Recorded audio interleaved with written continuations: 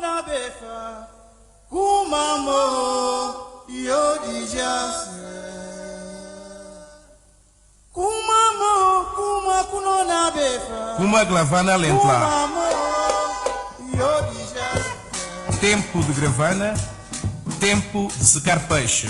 kuma gravana lentla ne kuma basana bafra plaka badini ganase kumamo yodijase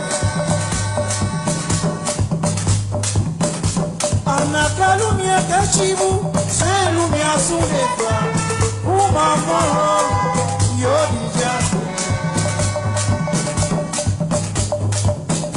Anakalumia kachibu, selumia sulefa, umamo yodijase.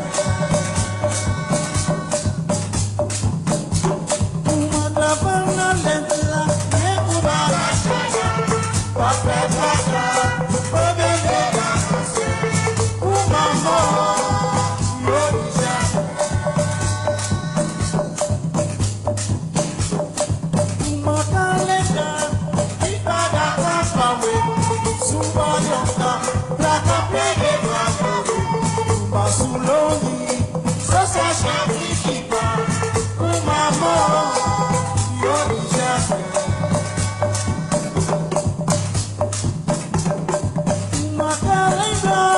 If I